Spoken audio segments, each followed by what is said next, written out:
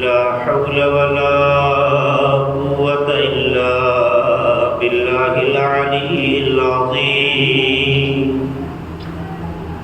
أعوذ بالله من الشيطان الرجيم. بسم الله الرحمن الرحيم. الحمد لله الذي أرسل رسوله بالهدى ودين الحق ليظهره على الدين كله ولو كره المشركون. الصلاة والسلام على سيدنا ونبينا وشفيع ذنوبنا وحبيب قلوبنا وطبيب نفوسنا ومولانا أبي القاسم محمد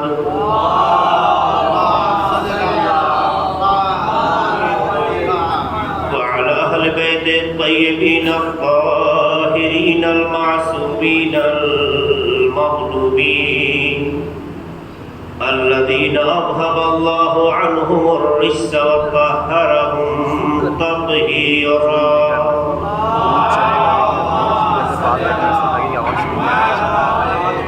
ولعنة الله على أعدائهم وغاصبي حقوقهم ومنكري فضائلهم أجمعين من ليلنا هذا إلى قيام يوم الدين. أما بعد فقد قال الله سبحانه تبارك وتعالى في كتابه المبين وهو أصدق القائلين والصادقين وقوله الحق. بسم الله الرحمن الرحيم. ومن يعمل من الصالحات من ذكر أو أنثى وهو مؤمن فأولئك يدخلون الجنة ولا يظلمون نقيرا.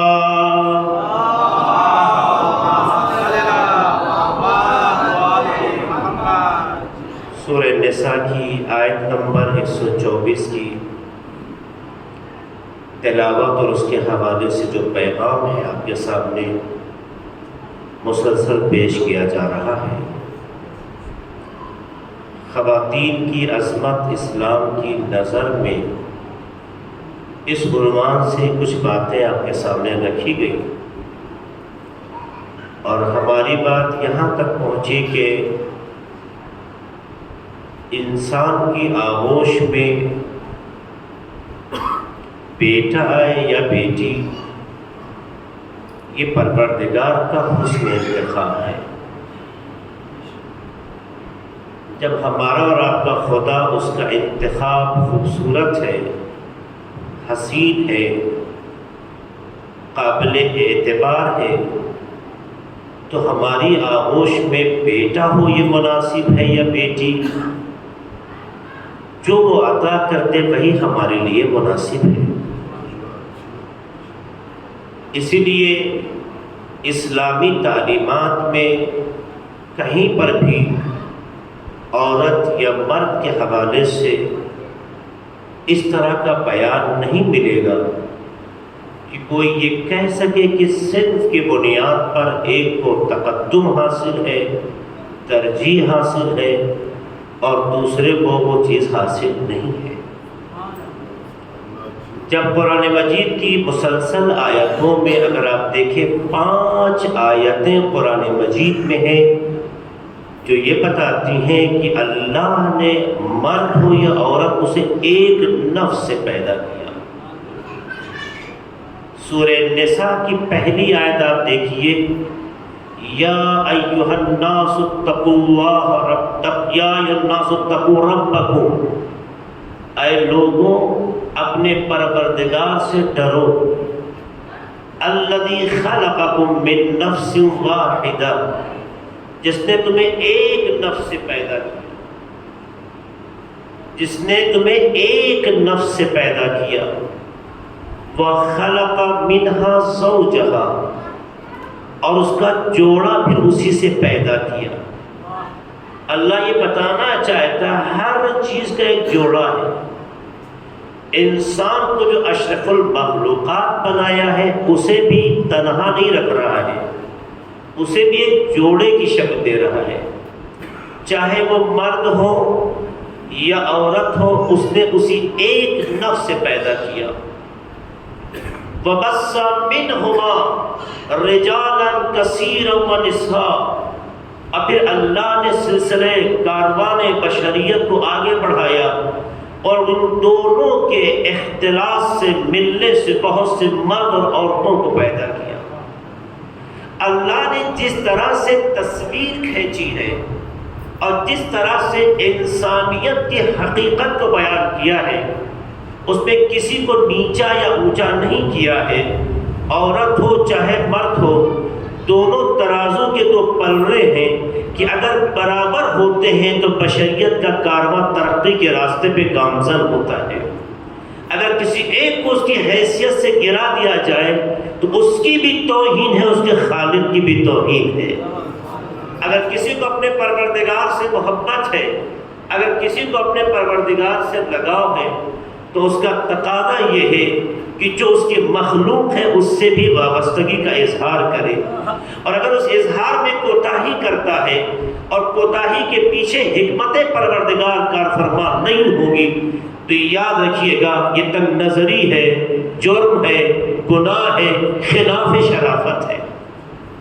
جب یہ نتیجہ اللہ دیتا ہے، آپ دیکھیں دوسری جگہ سورہ اعراف میں اعلان کرتا ہے هو الذي خلقكم من نفس واحدة وجعل زوجها، دیکھیں وجعل زوجها، اب جب اللہ نے زوج یعنی ہمیں جوڑا، وجعل منها زوجها، اللہ نے تمہیں ایک نفس سے پیدا کیا اور اس سے تمہارا جوڑا بنایا۔ اللہ نے نہیں کہا کہ مرد بنایا پھر اس کو بیوی دی، یا عورت بنائی پھر اسے ایک مرد دیا، نہیں، تمہیں پیدا کیا اور اس کا جوڑا۔ اب یہ تمہیں پیدا کرنا، اگر مخاطب عورت ہو تو جوڑا سے مراد مرد ہے، اگر مخاطب مرد ہو تو جوڑا سے مراد عورت ہے۔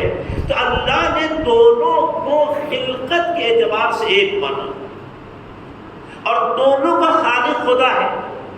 میں ایک سوال آپ سے کروں، آپ کے سماج میں جس کے گھر میں بیٹا پیدا ہوتا ہے یا بیٹی پیدا ہوتی ہے، مجھے انصاف سے بتائیے جس ماں کے آغوش میں یہ بچہ آیا ہے، کیا کبھی آپ نے دیکھا کہ بیٹا ہوتا ہے تو ماں زیادہ وقت دیتی ہو اور جب کل بیٹی پیدا ہوتی ہو تو کم وقت دیتی ہو؟ بیٹا پیدا ہوتا ہو تو دودھ پلانے کا ایک خاص جذبہ ہوتا ہو، اگر بیٹی پیدا ہو جائے تو پرائی سمجھ کے کوئی توجہ نہ دیتی ہو، اگر ایک بیٹا پیدا ہوتا ہو تو رات کی نیند حرام کرتی ہو، لیکن ایک بیٹی پیدا ہوتی تو کہتے ہیں ایک بڑی ہو جائے گی تو اپنی نہیں ہے، کیا ضرورت ہے، میں سوتی ہوں۔ دن میں بیٹے کے پیچھے پیچھے چلتی ہو اور بیٹی پہ توجہ نہ کرتی ہو۔ آپ مجھے کائنات میں کوئی ایسی ماں دکھائیے کہ جو ماں اپنی آغوش میں آنے والے بیٹا اور بیٹی کے درمیان میں وہ فرق جو بعض ذہنوں میں آتا ہے اس کی قائل ہوتی ہو اور عملی ثبوت دیتی ہو۔ بیٹا ہوگا تو توجہ دے گی، بیٹی ہوگی تو توجہ نہیں دے گی، بیٹی ہوگی تو زیادہ ٹینشن نہیں لے گی، بیٹا ہوگا تو بہت سیریس ہوگی، بیٹا کی ترقی کی وہ دعائیں مانگے گی لیکن بیٹی کی ترقی کے لیے دعا نہیں کرے گی۔ ایسی کوئی ماں اگر ہے واقعا جس کی عقل سالم ہے، میں ان ماؤں کی بات نہیں کرتا ہوں جو ماں بن جاتی ہے مگر عقل سلامت نہ ہو، میں تو ان ماؤں کی بات کر رہا ہوں جن کی عقل سالم ہو۔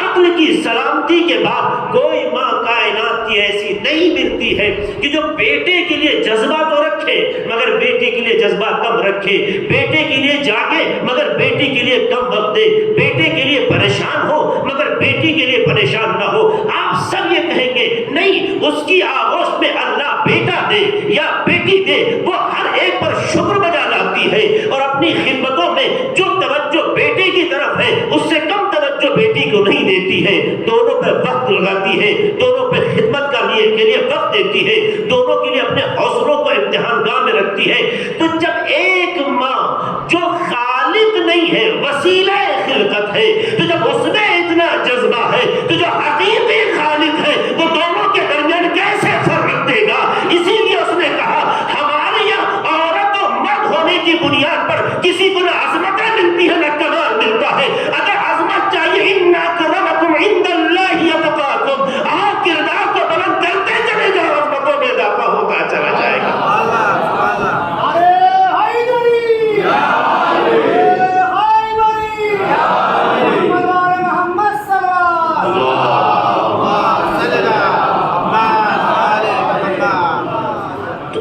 دنیا میں ممکن ہے کہ لوگ سوچے جو مثالیں اس سے پہلے تھیں، کل امام جعفر صادق علیہ السلام کے حوالے سے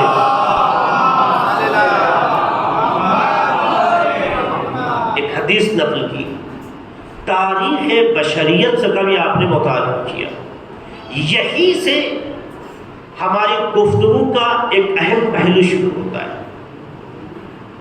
ہر انسان کی ایک ذاتی حیثیت ہے اور ایک وصفی یا صنفی حیثیت ہے۔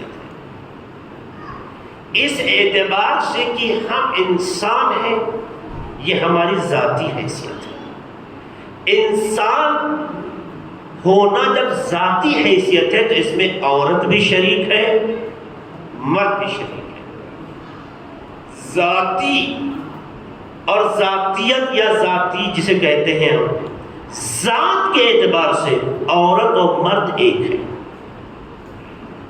وہ بھی انسان ہے، یہ بھی انسان ہے۔ یا اگر علم منطق کا سہارا لے کے کہوں تو علم منطق کے اعتبار سے کہتے ہیں نوع کے اعتبار سے یہ بھی انسان ہے، یہ بھی انسان ہے۔ یعنی آپ نہیں کہیں گے کہ وہ جانور ہے اور یہ انسان ہے، جیسا کہ کلچر نے، دوسرے کلچر نے کہا عورت کو جانور مانا اور مرد کو انسان مانا۔ جانور ماننا اور انسان ماننا یہ جنس کی بحث ہے جو منطق میں کی جاتی ہے۔ نوع کا مطلب ہوتا ہے کہ دونوں کی حیثیت، دونوں کی ذات ایک ہے، یہ بھی انسان ہے، یہ بھی انسان ہے۔ اسی لیے انسان ہونے کی حیثیت سے جو جو چیزیں معیار کمال انسانیت ہیں، نہ عورت میں خدا نے کم رکھا ہے نہ مرد میں۔ انسانیت کے لیے انسان کا امتیاز خاصہ بولنا ہے تو ایسا نہیں ہے کہ مرد کو زبان دی ہو عورت کو نہ دی ہو، اور آپ امانت جانتے ہیں عورت کو جتنی بھی بڑی زبان دی ہو مرد کے مقابل میں بہت آگے ہے۔ اس کا مطلب ہے کہ وہ اس نعمت کا استعمال اس کے پاس زیادہ ہے۔ تو زبان دونوں کو دی ہے، انسان کو ہاضمے کی ضرورت ہے، دونوں کو دیا ہے۔ انسان کو شکم کی ضرورت ہے، دونوں کو دیا ہے۔ انسان کو نفس کی سانس کی ضرورت ہے، دونوں کو دیا ہے۔ دیکھنے کی طاقت کے لیے آنکھ کی ضرورت ہے، دونوں کو دیا۔ ایسا ہوا کہ مرد کو 2 آنکھ دی ہو، عورت کو 1 دی ہو۔ سماعت کے لیے کان کی ضرورت ہے، دونوں کو دیا ہے۔ ایسا ہے کہ ایک کی سماعت کام کرتی ہو، ایک کی نہ کرتی ہو، ایک کا ایک کان جو ہے کمزور ہو، ایک کا قوی ہو جائے، وہ بیماری تو کہلاتی ہے، خلقت کا تقاضا نہیں ہوتا ہے۔ آپ مجھے بتائیے انسان ہونے کے اعتبار سے رشد چاہیے، دونوں میں ہے، قد چاہیے، دونوں میں ہے، ترقی کے راستے چاہیے، دونوں کے لیے اسباب فراہم ہیں، عقل کا استعمال چاہیے، ہے کوئی ایسا فیتا کہ عورت کے عقل کا استعمال اللہ نے باندھ دیا ہو اور مرد کا آزاد چھوڑ دیا ہو؟ عزیزوں، اللہ نے انسان ہونے کے اعتبار سے عورت اور مرد کے درمیان میں کوئی فرق نہیں رکھا، تو ذات کے اعتبار سے دونوں مساوی مشترک، لیکن صنف کے اعتبار سے، وصف کے اعتبار سے دونوں میں اختلاف ہے۔ چونکہ عورت اپنے وجود کے اعتبار سے انسان تو ہے، مگر چونکہ اللہ نے اسٹرکچر آف باڈی میں دونوں میں کچھ امتیاز رکھے ہیں۔ جب اسٹرکچر آف باڈی میں کچھ امتیاز ہوگا تو تقاضے مختلف ہو جائیں گے.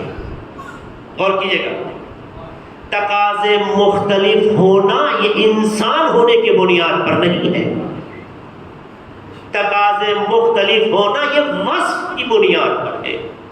کیونکہ قطعاً یہ اگر مرد ہے تو یہ عورت ہے. اللہ نے مرد کے چہرے پہ داڑھی رکھا، عورت پہ نہیں رکھا. اللہ نے عورتوں کی کچھ ایسی چیزیں ہیں جو ان کے وجود کے لیے ضروری ہیں، ان میں رکھا اور مردوں میں نہیں رکھا. ظاہر ہے کہ عورت اور مرد کو اگر نوع کے اعتبار سے دیکھیں، وصف کے اعتبار سے دیکھیں، صنف کے اعتبار سے دیکھیں تو دونوں الگ ہو جاتے ہیں. اس لیے کہ دنیا مانتی ہے عورت عورت ہے، مرد مرد ہے. انسان دونوں ہے، انسان کے اعتبار سے دونوں ایک، لیکن صنف کے اعتبار سے دونوں کے تقاضے مختلف ہیں جو صنفیت سے تعلق رکھیں. اسی لیے دیکھیے گھروں میں جب بچے پیدا ہوتے ہیں تو چھوٹی بچی کا مزاج دیکھیے، وہ کھانے پکانے کے سامانوں سے مانوس ہوتی ہے. دیکھتے نہیں دیکھتے ہم؟ آہستہ آہستہ وہ چادر اپنے سر پہ کرنے لگتی ہے. آپ دیکھیے اس کے انداز کو دیکھیے، اس کے رفتار کو دیکھیے، اس کی آواز میں دیکھیے لہن پایا جاتا ہے، اس کے ہاں ملائمت پائی جاتی ہے، اس کے ہاں صبر کا مادہ زیادہ پایا جاتا ہے، اس کے ہاں عفو کا جذبہ زیادہ پایا جاتا ہے، اس کے ہاں جلدی راضی ہونے کا جذبہ زیادہ پایا جاتا ہے، اس کے ہاں انتقام کا جذبہ کم پایا جاتا ہے. یہ صنف کے تقاضے ہیں، انسان کے تقاضے نہیں ہیں.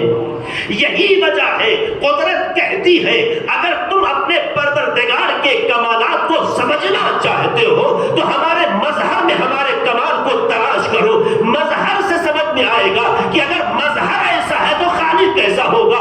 دیکھو اگر تمہیں سمجھنا ہے کہ پروردگار تم سے جلدی راضی کیسے ہوتا ہے تو اپنے گھر میں دیکھ لو، باپ ناراض ہو تو جلدی راضی نہیں ہوتا ہے، مگر ماں جلدی راضی ہو کے بتاتی ہے کہ جب مظہر اتنے جلدی راضی ہوتا ہے تو خدا کتنے جلدی راضی ہوتا ہے.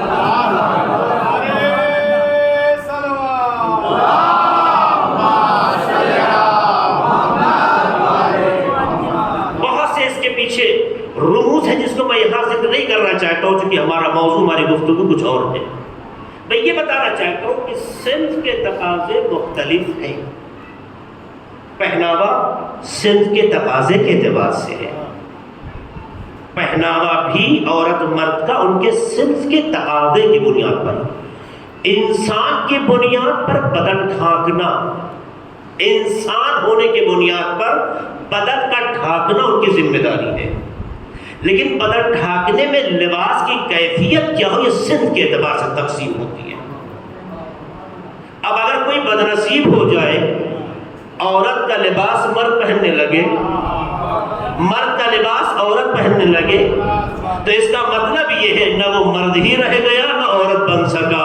جو اپنے وجود میں اپنے لباس سے اپنی ہویت کو مشخص نہ کرے اسے نادان تو کہتے ہیں، انسان نہیں کہتے ہیں. سلام علیہ محمد علیہ محمد پر.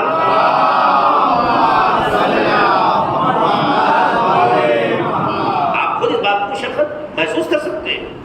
تو صنف کے اعتبار سے تقاضے مختلف ہو سکتے ہیں، لیکن پروردگار عالم نے عورت کو، مردوں کے کمالات سے آپ آشنا ہیں اس لیے صرف عورت پہ گفتگو ہو رہی ہے. آپ دیکھیے عورت کی عظمتوں کے حوالے سے قرآن مجید نے کس انداز سے عورت کی حقیقت کو پیش کیا. ایک تو یہی آیت سورہ نساء کی جو میں نے آپ کے سامنے پیش کی جس میں اللہ کہتا ہے وَمَن يَعْمَلْ مِنَ الصَّالِحَاتِ، جو بھی نیکی کرے گا، وہ بھی من الصالحات کچھ نیکی جو بھی کرے گا، من ذکر او انثى، چاہے مرد ہو یا عورت ہو، وَهُوَ مُؤْمِن، طرح حالے کہ وہ مومن بھی ہو. کیونکہ اللہ عمل کا جو نتیجہ اور جو اثر اور جو اجر دینا چاہتا ہے وہ ایمان کی بنیاد پر، اس کے سارے وعدے ایمان کی بنیاد پر ہیں. جہاں ایمان نہ ہو فقط عمل ہو وہاں اللہ دنیا ہی میں اجر دے کے ختم کر دیتا ہے. لیکن جہاں ایمان کے مطابق عمل ہو دنیا میں اس کے جھروکھے دیتا ہے، اصل اجر آخرت میں دے گا. لیکن ایمان کی بنیاد پہ ہونا چاہیے، سارا وعدہ ایمان کی بنیاد۔ فَأُولَٰئِكَ يَدْخُلُونَ الْجَنَّةَ، تو نہیں کہا کہ مرد ہے تو جنت میں جائے گا، عورت نہیں کہا، نہ جو بھی کرے گا وہ جنت میں جائے گا۔ اب اپنی اپنی جنت کی فکر کرو۔ یہ دعویٰ کرنا میں جنتی ہوں برا نہیں ہے، لیکن دوسرے کو جہنمی کہنا یہ آپ کا حق نہیں ہے۔ اب یہ ہم آپ کو طے کرنے میں لگے رہیں گے، پتہ نہیں ملے گی یا نہیں ملے گی تو میرا عمل طے کرے گا، لیکن اتنا ضرور ہے کہ زبان رسالت جھوٹ نہیں بولتی ہے، کیونکہ انہوں نے بھی صادق مانا ہے جو پیغمبر نہیں مانتے۔ کل ہی حدیث سنائی تھی کہ دنیا میں جنت کی تلاش کرنے کے لیے نیک عمل کر کے آگے بڑھنے کا جذبہ اور لوگ کرتے ہیں، لیکن ہاں ہم نے دیکھا کہ پیغمبر نے 4 عورتوں کے بارے میں کھلا اعلان کیا ہے کہ یہ جنت کی مشتاق نہیں ہے، جنت ان کی دید اور استقبال کی مشتاق ہے، تو جن کے مشتاق ہے اسے عورت کہا گیا ہے۔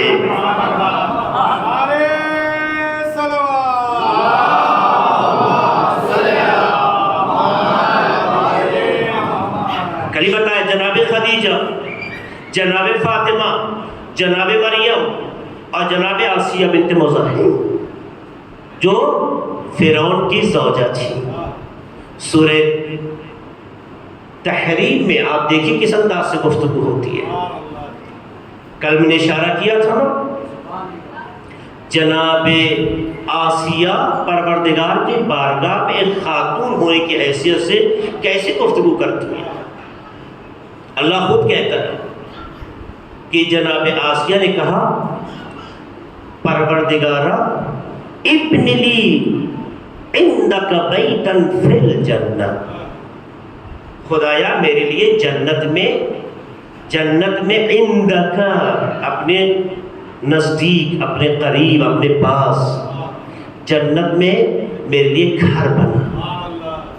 یہی صرف نہیں کہا، وَنَجِّنِي مِن فِرْعَوْنَ وَعَمَلِهِ، اور مجھے فرعون اور اس کے عمل سے نجات دے۔ پتہ چلا کسی بھی عورت کو جنت یا جہنم شوہر کی بنیاد پہ نہیں ملتی، ہر انسان کی اس کے عمل کی بنیاد پہ ملتی ہے۔ ممکن ہے شوہر جہنمی ہو اور بیوی جنتی ہو جائے، اور ایسا بھی ممکن ہے شوہر جنتی ہو بیوی جہنمی ہو جائے۔ قرآنی تعلیمات کے مطابق جنت کا دار و مدار شوہر نہیں ہے، جنت کا دار و مدار زوجہ نہیں ہے، ہر انسان کا اس کا عمل ہے، جیسا عمل ہوگا اسی کے معیار پر۔ اب اس کے بعد لمحہ فکریہ ہے، میں نے کل اشارہ کیا تھا نا، بعض شوہر گھروں میں ایسے ہوتے ہیں کہ وہ ایسا لگتا ہے کہ فرعون کی نمائندگی کرتے ہو۔ تو ہر عورت کی ذمہ داری ہے، کیا بنتی ہے؟ عورت کی ذمہ داری کیا بنتی ہے؟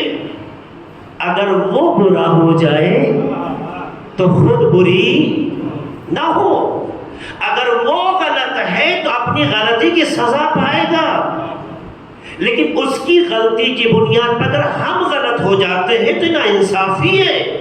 پھر تو آپ کسے غلط کہیں گے؟ جب ہم بھی غلط ہو گئے تو دونوں برابر ہو گئے۔ اس کا مطلب یہ ہے اچھا جو ہوتا ہے وہ کسی برے سے متاثر نہیں ہوتا، مؤثر ہوتا ہے۔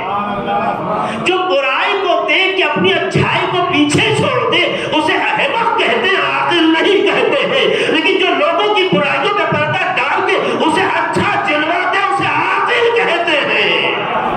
صلوات پڑھتے محمد علی محمد پر۔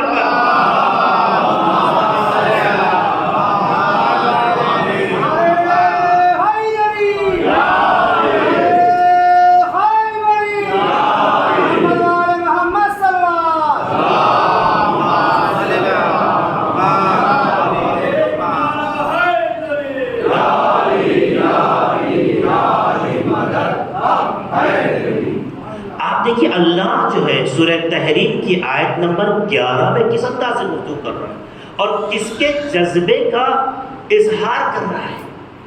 ہم تو عورت کی بات کو کسی مقدس جگہ ذکر کرتے ہوئے شرماتے ہیں، ہم مرد ہیں عورت کی بات نقل کریں گے، اور جو ہمارا خالق ہے عورت کی بات اگر دیتا ہے۔ آپ دیکھیے، اگر بات میں وزن ہو، بات میں دم ہو، تو خدا سے قرآن کی آیت مانگا ایک خاتون نے، کس سے مانگا؟ اس سے مانگا جس سے مانگنے پر چیز بھی ملتی ہے، آبرو بھی محفوظ رہ جاتی ہے۔ فرعون جیسا حاکم وقت، جس کے بارے میں تاریخ لکھتی ہے کہ بشریت میں عام لوگوں کے درمیان میں ایسی حکومت اللہ نے کسی کو نہیں دی جو فرعون کے پاس تھی۔ ہر چیز تھی، ہر چیز تھی۔ جس کا شوہر اتنا بڑا بادشاہ ہو کہ قدرت اللہ نے دی مگر اتنا کم ظرف ہو جائے کہ خود کو خدا کہلوانے لگے، اتنی، پھر بھی کمال ہے۔ اگر کوئی ہماری جگہ لے لے تو ہم تو بالکل سیدھا چڑھا کے پیچھے پڑ جائیں گے، لیکن ہمارا رب کا خدا کیسا ہے؟ یہ اپنے کو خدا کہلوا رہا ہے مگر خدا کوئی آستین نہیں چڑھا رہا ہے۔ کیوں؟ اس لیے کہ جس کے پاس کمال اس کی ذات میں ہوتا ہے، اگر کوئی لینا بھی چاہے تو اس کی صحت پہ اثر نہیں پڑتا ہے۔ یہ زمانہ خود بتا دے گا کہ یہ خدا تھا یا فقیر تھا۔ آپ فرعون کو دیکھیے مارا وہ کیسے گیا ہے، جو ہاتھ میں اس نے دھول اٹھائی تھی نا، وہ بھی آہستہ آہستہ کر کے سائڈ ہو گئی، خالی ہاتھ۔ اتنا بڑا بادشاہ تھا۔ تو ظاہر ہے یہ خواتین کے لیے لمحہ فکریہ ہے۔ شوہر حاکم، بادشاہ، اتنی بڑی مملکت، بیوی صرف سوچ لیتی، اظہار سے پہلے ممکن ہے شوہر آگے آ جاتا، لیکن جب اسے مانگنا ہوا تو شوہر سے نہیں مانگا، اسے مانگنا ہوا تو شوہر سے نہیں مانگا، چونکہ اس کا ایمان بتاتا تھا کہ جو خود فقیر ہو وہ کیا عطا کرے گا۔ اس سے مانگو جو غنی مطلق ہے۔ صلوات پڑھتے محمد و آل محمد پر۔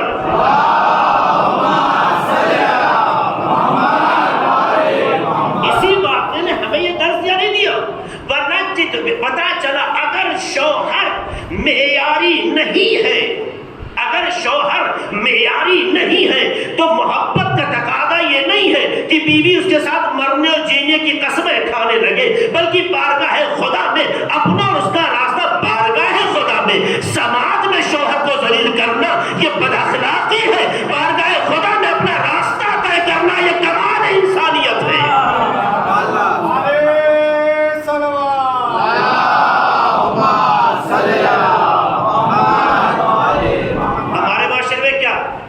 شوہر ہمارا ہے تو جو کر رہا سب ٹھیک ہے، لیکن جناب آسیہ جن کی جنت مشتاق ہے ان کا عمل سبب بنا ہے کہ جنت ان کا انتظار کر رہی ہے، اور عمل اس انداز سے ہے کہ اگر شوہر غلط ہے تو بیوی ان کے ساتھ نہیں ہوتی ہے، بلکہ بارگاہ خدا میں خود کو الگ ہونے کی دعا مانگتی ہے۔ ونجنی من فرعون وعملی، فرعون اس کے عمل سے مجھے نجات دے، ونجنی من القوم الظالمین، اور قوم ظالمین سے بھی مجھے نجات دے۔ اس کے بعد ہی کی آیت نمبر 12 کیا ہے؟ آیت نمبر 12 میں ارشاد ہوتا ہے وَمَرْيَمْنَ وَمَرْيَمْنَةَ عِمْرَانَ، اللہ نے کہا وَضَرَبَ اللَّهُ، یہ شروع میں اللہ کہتا ہے، مومنین کے لیے مثال دے رہا ہے، وَضَرَبَ اللَّهُ، اللہ مثال دیتا ہے مومنین کو، کس کی؟ ایک مثال یہی زن فرعون کی بیوی، وہ دوسرا کون؟ وَمَرْيَمْ عِمْرَانَ، مریم جو دختر عمران ہے، عمران کی بیٹی، ان کی اللہ مثال دیتا ہے مومنین کو۔ ہم تو آج تک یہی سمجھتے رہے ہمارا معاشرہ کہ مرد ہی آئیڈیل ہوتا ہے، اور عورت کو نمونہ کے طور پہ جب دیکھا کوئی چیز پیش کی جاتی ہے نمونے کے طور پہ تو آئیڈیل کی شکل میں مرد کو پیش کیا جاتا ہے، لیکن قرآن نے ایک سیرت دی، اگر عورت میں کمال پایا جائے تو وہ بھی آئیڈیل بن جاتی ہے مردوں کے لیے۔ اس لیے قرآن کہتا ہے کہ اللہ نے مومنوں کے لیے اس میں بات عورت وہ شامل ہے، مومنوں کے لیے اللہ مثال دے رہا ہے، اس کی مریم بنت عمران کی، التی احسنت فرجها. کیوں مریم کی مثال؟ بھائی ہمیں ان کی بات تو سمجھ میں آ گئی جو زوجہ فرعون ہے کہ ان کے خیال ایک نہیں تھے، اور یہ خدا پر اتنا ایمان رکھتی تھی کہ انہوں نے دنیا میں گھر نہیں مانگا، دنیا میں گھر نہیں مانگا. اس کا مطلب ہے محل میں ہونا اور ہے، گھر میں ہونا اور ہے. صدا پڑھیں محمد آل محمد پر.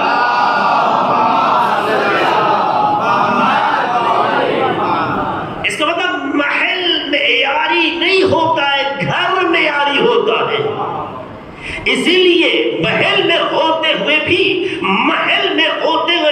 اللہ سے گھر کی بھیک مانگ رہی ہے، اور وہ بھی ہر جگہ نہیں. گھر چاہیے تو اس زمین پہ بنا کے کیا کریں گے؟ ہمیں رہنا تو کچھ دن کے لیے ہے، اصل تو وہاں جانا ہے. تو جہاں دائمی زندگی کا تصور ہو وہاں گھر مانگنا یہ اس بات کی علامت ہے. جو محلوں میں رہ کے سکون کا احساس کرتے ہیں وہ دنیا پرست ہوتے ہیں. جو خدا کی طرف آگے بڑھتے ہیں اور بارگاہ خدا میں زندگی کو تلاش کرتے ہیں وہ ہوتے ہیں جو خدا پرست ہوتے ہیں.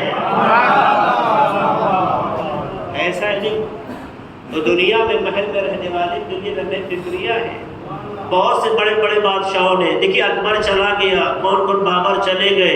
ہندوستان میں خالی لوگوں کے لیے ٹکٹ لے کے دیکھنے کا محل تو ہے، رہنے کی جگہ نہیں ہے. پتہ چلا محل کتنا بھی بڑا کیوں نہ ہو جائے ایک دن ویران ہو جاتا ہے. تو ایسا گھر تلاش کرو جو کبھی ویران نہ ہو سکے. ایک سلام محمد علی محمد پر.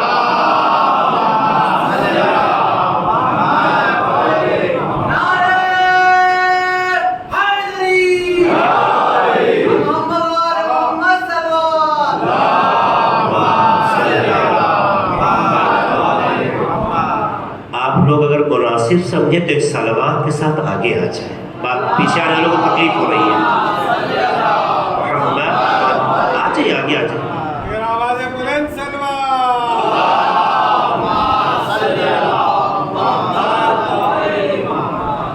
آپ دیکھیے پہلی آیت میں یہ پتا چل گیا کہ جناب آسیہ کی ذہنیت کیا ہے. جس خاتون کی جنت مشتاق ہو رہی ہے وہ ایک کافر کے گھر میں رہ کے بھی، ایک غیر ذمہ دار، ایک بھٹکے ہوئے شوہر کے ماتحت رہ کے بھی اپنے پروردگار سے اپنا رابطہ ٹوٹنے نہیں دیتی. آپ میری باتوں کی نزاکت پر اور اس کی گہرائی پہ توجہ دیجیے. میں کہنا چاہتا ہوں، میں جو بات ٹھہر کے کہہ رہا ہوں اس کے پیچھے بہت بڑی حکمت ہے، اسے غور کیجیے گا. دوسری وجہ مریم نتا عمران، مریم جو دختر عمران ہے، عمران کی بیٹی، ذرا مریم کے والد کا نام عمران ہے، ان کی بیٹی التی احسنت فرجہا. قرآن کہتا ہے، چیخ چیخ کی آواز دے رہا ہے، ان کو بھی اللہ آئیڈیل کے شکل میں تمام مومنوں کے لیے پیش کر رہا ہے. کیوں؟ چونکہ انہوں نے اپنا دامن کردار کبھی داغدار نہیں ہونے دیا. التی احسنت فرجہا کا مطلب جانتے کیا ہے؟ یعنی جس کا دامن کردار عفت کبھی داغدار نہیں. تو جو عورت اپنا دامن کردار کبھی داغدار نہ ہونے دے جنت اس کی مشتاق ہوتی ہے.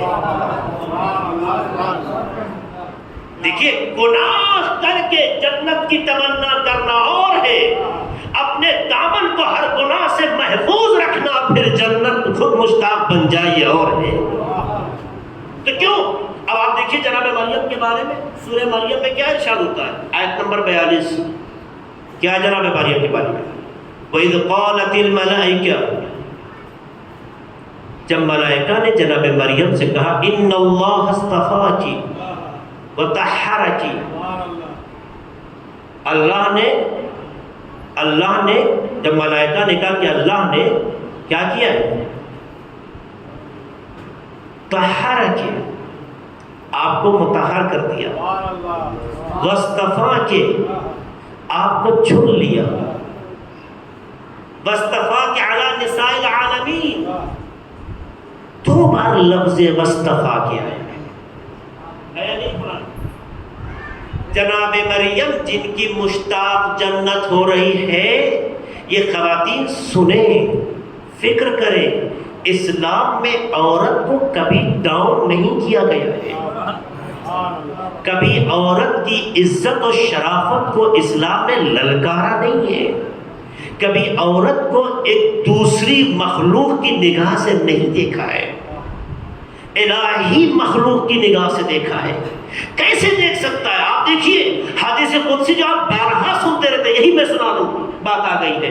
حدیث قدسی جسے آپ بارہا سنا کرتے ہیں، علماء اہل سنت نے بھی اپنی کتابوں میں اس کو نقل کیا ہے بعض نقل میں۔ کیا کہا پروردگار نے؟ لولا لما خلقت الافلاک، میرے حبیب پیغمبر کو خطاب کر کے، اے میرے حبیب اگر آپ کو پیدا کرنا نہ ہوتا تو میں دنیا کو پیدا نہ کرتا۔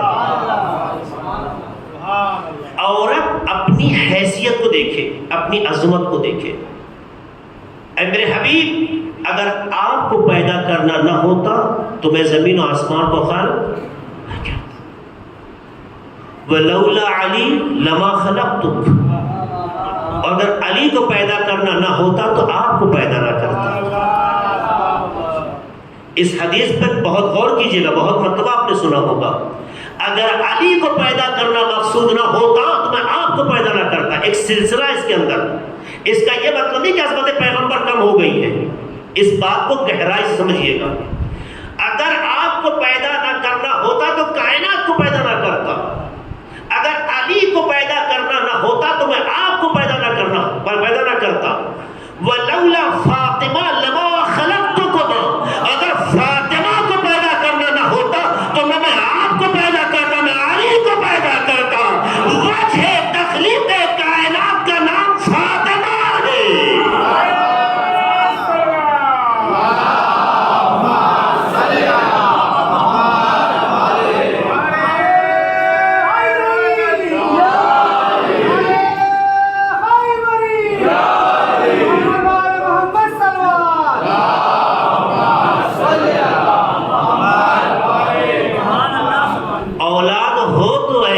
وجہ تخلیق کائنات بن جائے،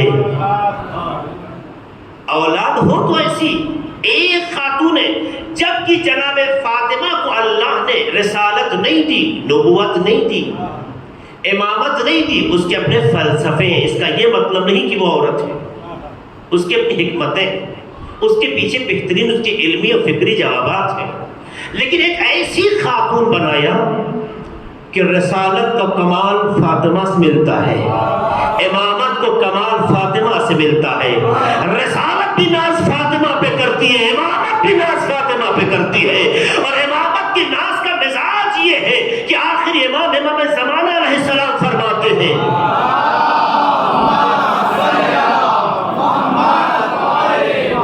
امام فرماتے ہیں فی ابنت رسول اللہ لی اسوۃ حسنہ، دختر رسول فاطمہ میرے لیے بہترین آئیڈیل ہے۔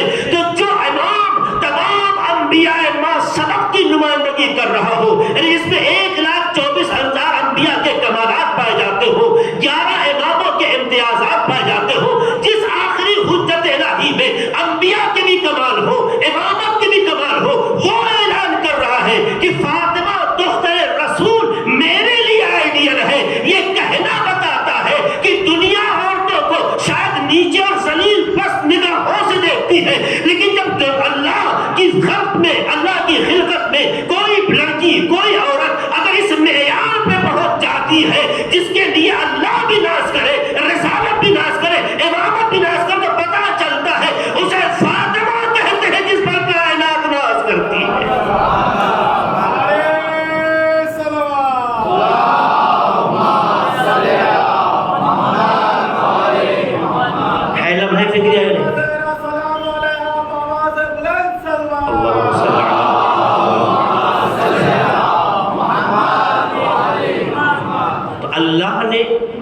جناب مریم کے بارے میں جو قرآن مجید میں آیت نقل کی وہ کیا ہے؟ ہم نے اس لیے کہا تھا کہ قرآن مجید میں دیکھیے سورہ نساء مستقل ایک سورہ ہے جو چوتھا سورہ ہے قرآن کا، بڑے سوروں میں اس کا تذکرہ ہوتا ہے۔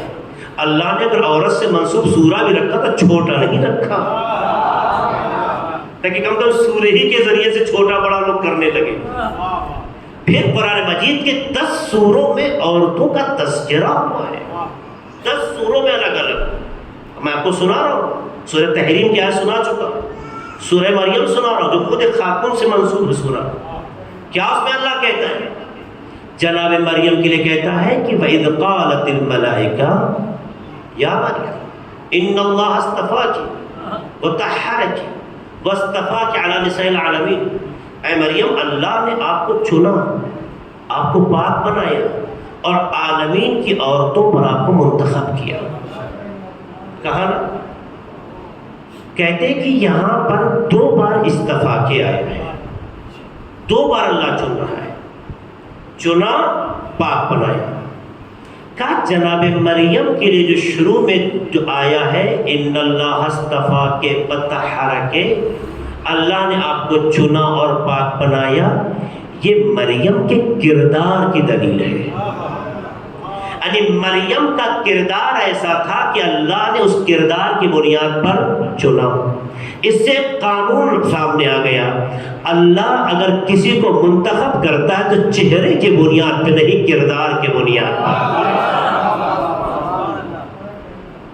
بہت سے لوگ چہروں کو بہت سنوارتے ہیں، آئینے کے سامنے کھڑے ہو جاتے ہیں تو آئینہ بھی ہاتھ جوڑ کے عذر خواہی کرنے لگتا ہوگا، بھائی اب تو کم کرو، کتنا چڑھاؤ گے۔ آپ دیکھیے، اور خواتین کو تو کبھی دیکھیے گا نہیں کہ آئینے پہ جب وہ جاتی ہیں انہیں جو بھی اچھا لگتا ہے وہ آئینے کے سامنے اپنے کو مرتب کرتی ہیں۔ تو آئینے کے سامنے انسان جا کر چہرے کو بہت سنوارتا ہے، اچھی بات ہے، بری بات نہیں ہے، اسلام تک نظر نہیں ہے۔ اسلام چاہتا ہے کہ ہر کسی کا چہرہ خوبصورت لگے، لیکن اس سے کہیں زیادہ چاہتا ہے کہ اگر چہرہ خوبصورت بنانے کا شوق ہے تو کردار کو خوبصورت بنا لو۔ اس لیے وہ حدیث یاد ہوگی جو میں نے کسی موقع پر نقل کے بھی واقعہ یہ جب یہ بات کہی ہے، جس میں امام فرماتے معصوم فرماتے کہ جب آئینہ دیکھو اور آئینہ دیکھنے کے بعد اپنے حسن پر، اپنے حسین ہونے پر، اپنے خوبصورت ہونے پر تمہیں خوشی کا احساس ہو تو فوراً دعا مانگو، اللہم کما حسن وجہی حسن خلقی، خدایا جس طرح سے میرے چہرے کو خوبصورت بنایا ہے میرے کردار کو خوبصورت بنا دے۔ تو چہرے کا خوبصورت بنانا اگر آپ کو اچھا لگتا ہے تو کردار کو خوبصورت بنانا خدا کو اچھا لگتا ہے۔ تو اللہ اگر کسی خاتون کو منتخب کر رہا ہے تو اس بنیاد پہ نہیں کہ چونکہ وہ عورت ہے وہ فلاں مرد نہیں، خود واضح کر رہا ہے ان اللہ اصطفا کے وطہر کے۔ تمام مفسرین نے لکھا کہ یہاں پر کردار اور عفت مریم کی طرف اشارہ ہے کہ مریم نے خود کو گناہوں سے محفوظ کیا، مریم نے خود کو گناہوں سے محفوظ کیا۔ التی احسنت فرجہا، جس نے اپنے دامن کردار پر کبھی ایک داغ بد کرداری نہیں لگنے دیا۔ تو جب دامن کردار اتنا محفوظ ہو تب عصمت ملتی ہے۔ تو یہی تو کہنا چاہتے ہیں ہم جنہیں معصوم کہتے ہیں، ایسا نہیں معصوم بنے تو بے گناہ تھے، بے گناہ تھے تو عصمت کا اعلان ہوا۔ سلام علی محمد و علی محمد پر۔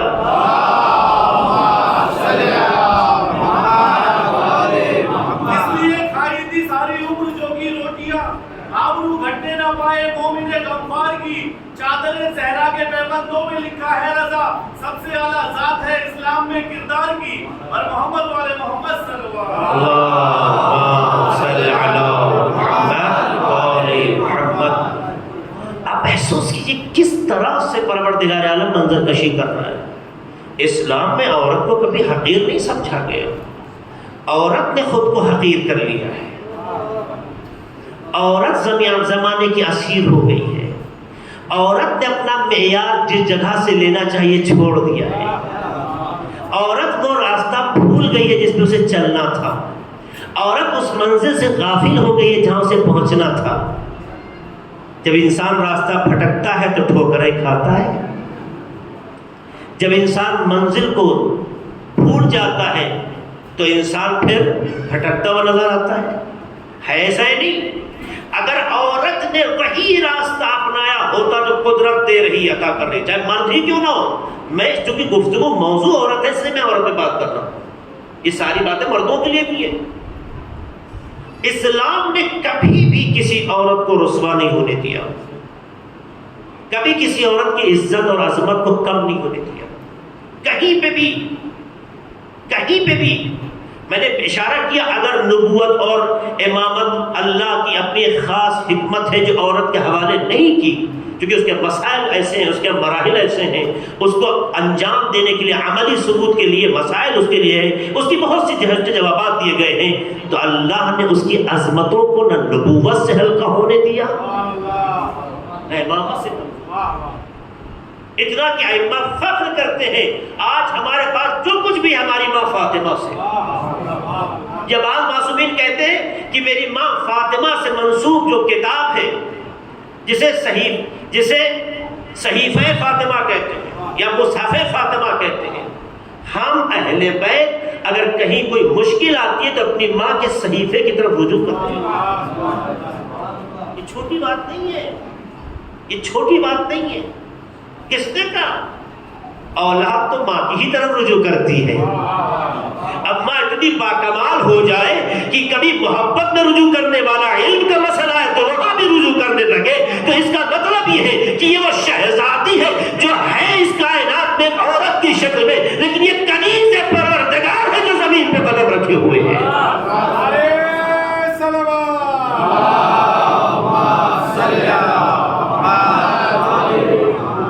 دوسری وجہ جو انتخاب کی کیا ہے؟ وَاصْطَفَاكِ عَلَىٰ نِسَاءِ الْعَالَمِينَ، اس کے بہت سے علمی گوشے جو میں یہاں نہیں رکھوں گا کیونکہ وقت کا تقاضا بھی نہیں ہے اور مصلحت بھی نہیں ہے، کیونکہ ہمارا موضوع کچھ اور ہے۔ اے کاش کی علمی گفتگو ہوتی تو میں اس کی وضاحت کرتا۔ وَاصْطَفَاكِ عَلَىٰ نِسَاءِ الْعَالَمِينَ، عالمین کی عورتوں پر آپ کو منتخب کیا، تو پہلا انتخاب کردار کی بنیاد پر، یعنی اللہ کی نگاہ پہلے مرحلے پہ جہاں ٹھہرتی ہے وہ کردار ہے، وہ کردار ہے۔ وہ کیوں؟ اس لیے کہ چہرہ تو اس نے دیا ہے، چہرہ آپ کا اس نے دیا، آپ اس میں کیا ہے؟ کوئی گورا ہے یا کالا آپ کی نگاہ میں خوبصورت بدصورت ہو سکتا ہے؟ کوئی گورا یا کالا آپ کی نگاہ میں خوبصورت بدصورت ہو سکتا ہے، جس نے پیدا کیا اس کی نگاہ سے دیکھو۔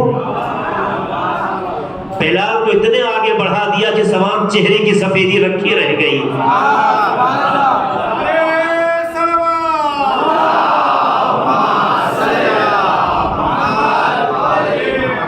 چہرہ جس کا جیسا بھی اس نے دیا ہے، اس میں ہمارا کیا کریڈٹ، ہمارا کیا کیریکٹر؟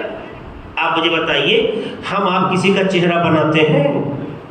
جب بچہ پیدا ہوتا ہم پہلے سے کمپیوٹر میں آپ ڈیزائن کریں بھائی ایسے ہی ہونا چاہیے، اس سے ہٹ کر نہیں ہو سکتا، کرتے ہیں ہم ایسا؟ اس کا مطلب یہ ہے کہ اللہ کسی کے چہرے پہ اس لیے نہیں رکتا کہ باکمال تو اس نے خود بنایا ہے، جو چیز اس کی ہے اس میں کمال ہی کمال ہے، اس پر ٹھہرنے کی اسے ضرورت ہی نہیں ہے۔ اس لیے دیکھنا چاہتا ہے کہ جو اختیار تمہیں دیا تھا اس اختیار کے استعمال سے تم کہاں پہنچے ہو۔ اسی لیے جب کردار بلند ہونے لگتا ہے تو نگاہ قدرت بھی سلام کرتے اور فخر محسوس کرنے لگتی ہے۔ ایسا نہیں ہے کہ صرف پیغمبر پر جبرائیل نازل ہو کے سلام پروردگار پیش کرتے رہے ہوں، اٹھا کے روایتیں پڑھیے، خدیجہ پر بھی سلام پروردگار آیا ہے، فاطمہ پر بھی سلام پروردگار آیا ہے۔ یہ سلام آنا بتاتا ہے معیار کو تو بلند کرو، سلام کرنے کے لیے خدا تیار ہے۔ سلام پڑھتے محمد علی محمد پر۔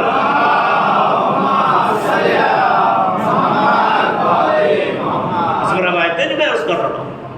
تو کہا دوسرا جملہ جو ہے عورتوں پر، تمام دنیا کی عالمین کی عورتوں پہ چنا، تو کہتے ہیں اس کے چننے کی وجہ ایک خاص بات ہے۔ وہ خاص بات یہ ہے کہ کائنات میں کوئی عورت بغیر شوہر کے ماں نہیں۔ بہت آسان لفظ ہے، بہت تفصیلی گفتگو اس کے پیچھے.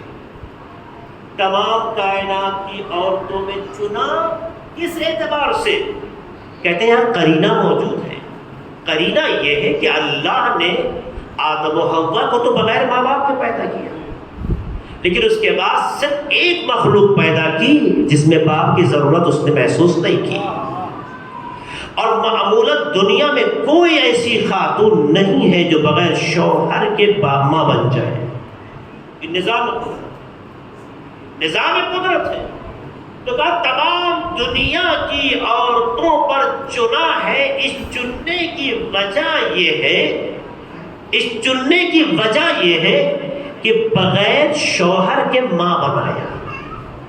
اس کی نگاہ میں جناب مریم کا دامن کردار اتنا پاک تھا، اتنا طاہر تھا، اتنا باکمال تھا کہ اس آغوش کو سونی نہیں رکھنا چاہا. بیٹا دیا، بیٹا دے کے بتایا.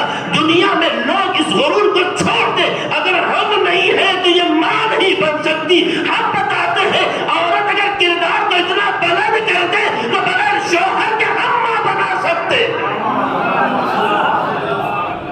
اور معمولی بچے کے لیے نہیں، معمولی بچے کے لیے نہیں. جس بچے کی ماں بنایا وہ پیغمبر نہیں، اولو العزم پیغمبر ہے. اولو العزم پیغمبر ہے، اور ایسا پیغمبر ہے، ایسے ماں کا بیٹا ہے کہ وہ کہتا ہے اللہ نے مجھے قدرت دی ہے، میں مردے کو زندہ کر سکتا ہوں. اللہ نے ہمیں قدرت دی ہے، اپنے گھروں میں جو ذخیرہ کرتے اس کی خبر دے سکتا ہوں. عزیزو، اگر ایک مریم دامن کردار کے تقدس کی بنیاد پر نگاہ پروردگار میں اتنی عظمت رکھتی ہے، اللہ آغوش میں ایسا بیٹا دے دے کہ وہ مردے کو زندہ کر سکتا ہو. اگر ایسا بیٹا دے دے، گھروں میں کیا رکھو خبر دے سکتا ہو، تو فاطمہ جو فخر مریم ہے.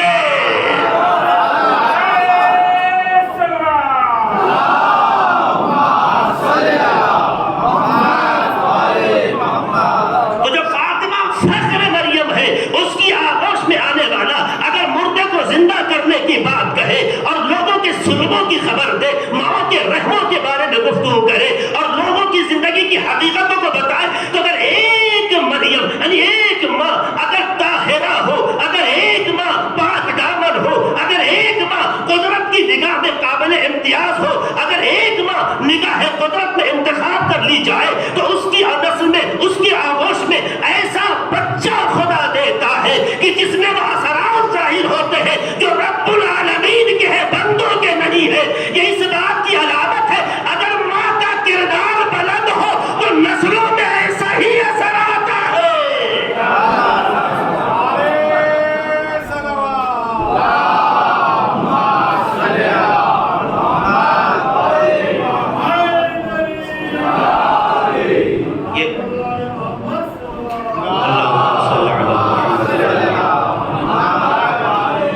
ان آیتوں کے اور بھی رموز ہیں جو انشاءاللہ میں کل کی گفتگو میں آپ کے سامنے رکھوں گا. بس بات کو ختم کرنا چاہتا ہوں کیونکہ دامن وقت میں گنجائش نہیں ہے. میری ماں بہنوں، آپ دنیا کی مخلوق نہیں ہیں، خدا کی مخلوق ہیں. اپنا کمال، اپنا امتیاز، اپنی پرسنالٹی، اپنی شخصیت نگاہ قدرت سے طے کرو. خود بخود کائنات کے لیے قابل افتخار بن جائے گی. خود بخود آپ کی شخصیت بلند ہو جائے گی. اور جنہوں نے خود کو ایسا کیا، خدا نے اسے رسوا نہیں ہونے دیا. جس نے بھی ایسا کیا، کربلا میں بھی خواتین ہیں، ان کے کردار کو دیکھیے، فخر کرنے کا جی چاہتا ہے. دیکھیے، جب انسان خدا سے جڑ جاتا ہے نا، تو پھر خدا کے سوا کچھ نہیں چاہتا. دنیا میں کوئی ماں اپنے سامنے اپنے بچے کو مرتا نہیں دے سکتی. خود جان دے دے گی مگر اپنی اولاد کو اپنی نگاہوں کے سامنے مرتے نہیں دیکھ سکتی. کہے گی میری زندگی لے لو مگر میرے بچے کو چھوڑ دو. لیکن کربلا کی ماؤں نے اپنے نگاہوں کے سامنے اپنے آغوش کی پروردہ کو مرتے دیکھا، صرف خدا کی خاطر. صرف خدا کی. اس لیے کربلا کی مائیں ہمارے لیے قابل افتخار ہیں. دیکھیں گے جناب زینب کو، وہ بھی ایک ماں ہے نا. ویسے بھی چھوٹے بچوں سے تو ہر کسی کو پیار ہوتا ہے. ماں کا پیار تو کسی سے قابل مقایسہ نہیں ہے اسی اولاد کے.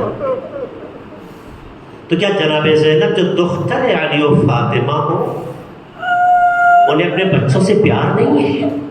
بہت پیار ہے، بہت محبت ہے. لیکن کربلا میں ہم نے دیکھا کہ شب عاشور جناب فاطمہ اپنے بچوں سے یہی کہہ رہی تھی کہ میرے لال کل جب جنگ شروع ہو، دشمنوں کا حملہ شروع ہو، تو کہیں ایسا نہ ہو کہ لوگ آگے نکل جائیں اور تم پیچھے رہ جاؤ. اور دوسرا ایک عظیم جملہ کہتی ہے، عزادارو، ایک ماں کے لیے آسان بات نہیں ہے. میں جانتی ہوں کہ تمہارے رگوں میں جعفر تیار ہے. اے میرے لال، اے میرے بچوں، کل اگر تم دشمن سے مقابلہ کرتے کرتے فرات سے قریب ہو گئے تو خبردار پانی کو ہاتھ مت لگانا، کیونکہ خیمے میں اصغر و سکینہ پیاسے ہیں. آپ کہاں سے سیما لائیں گے؟ آپ دیکھیے یہ مائیں دین اور پروردگار کی خاطر کس طرح سے اپنے جذبات کا مظاہرہ کر رہی ہے. اور ایسا نہیں ہے جب بچے زمین کربلا پہ شہادت پا جاتے ہیں اور بچوں کی لاشوں کو ماں کے سامنے لایا جاتا ہے، ماں مصلی بچھا کے ایک دعا کرتی ہے، اللہم تقبل ھذا القربان، پروردگارا اپنی راہ میں اس قربانی کو قبول فرما. ہماری راہ کی مائیں ہو تو غش کھائیں گی، ہماری عرب کی ماں ہو تو بے ہوش ہو جائے گی. لیکن کربلا کی شیر دل خاتون، امام حسین کی تحریک اور مشن کو آگے بڑھانے والی خاتون نے ماں ہوتے ہوئے بھی امام حسین کے اعتماد اور ارادے کو کتنا سچ کر دکھایا ہے کہ سارا راستہ طے کر لیا.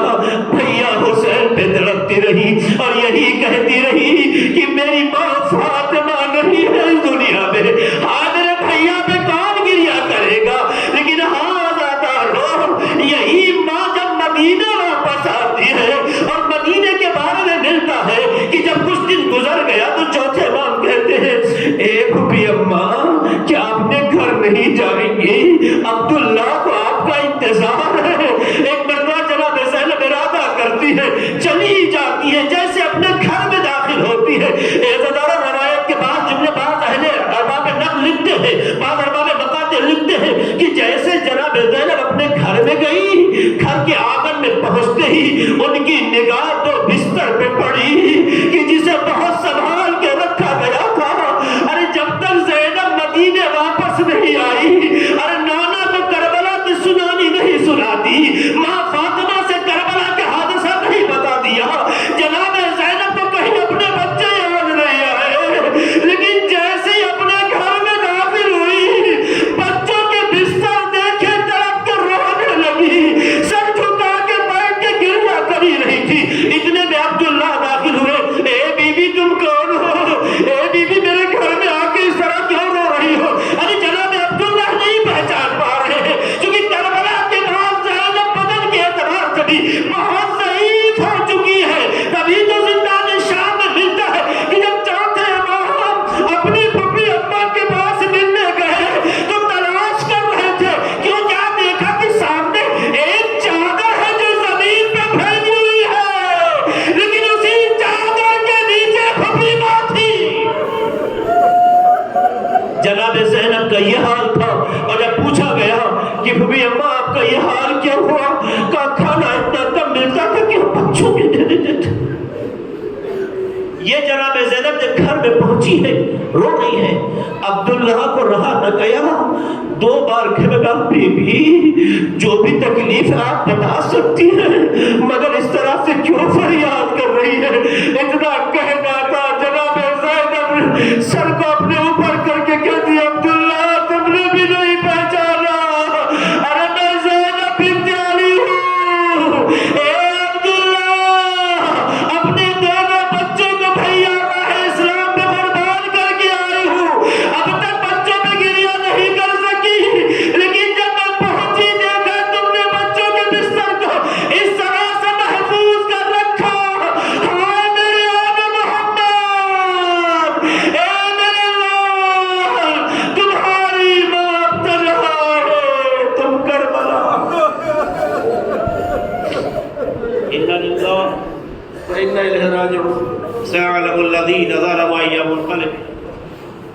خدا کے واسطے ہمارے محبت سے اور قبول فرما۔